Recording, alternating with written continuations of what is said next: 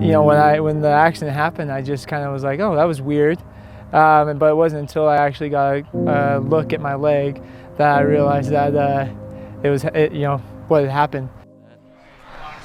So for those with a weak stomach, you might want to look away. So you can see they went for the challenge.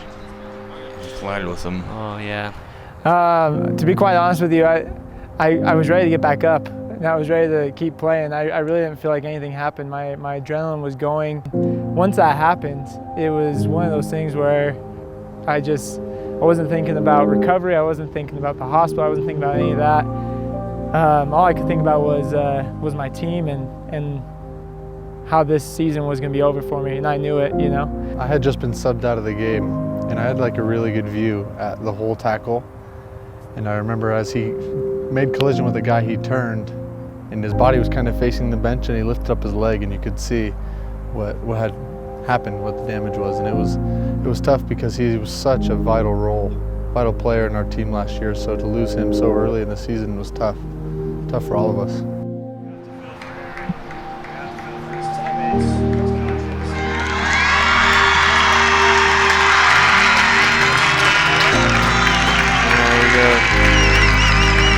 Losing his fist, let him know he's going to be okay.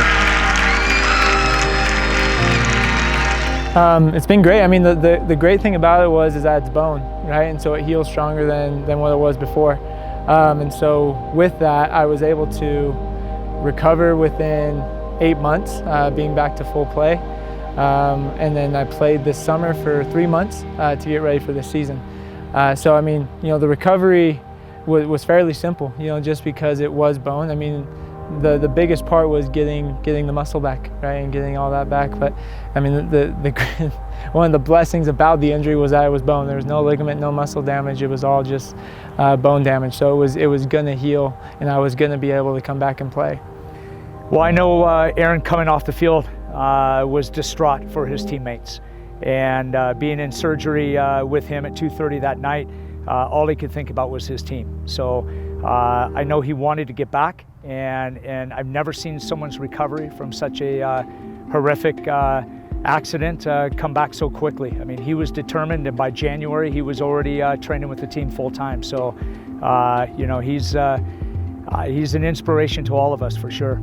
You know, I mean, last year coming to games, my wife can attest to this. You know, I would tear up coming to games, just seeing my teammates, and then also feeling their, you know, love and care for me, and their compassion towards me as I, you know, came back to just watch them, you know, and watch them in their season.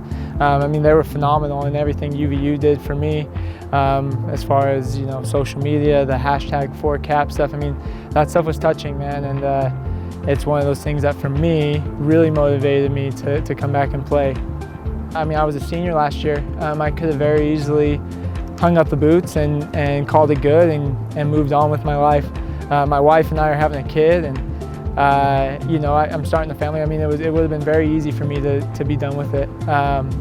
But you know, something I've definitely learned about myself through this process is my love, my passion, not only for this game, but for the school of Utah Valley University.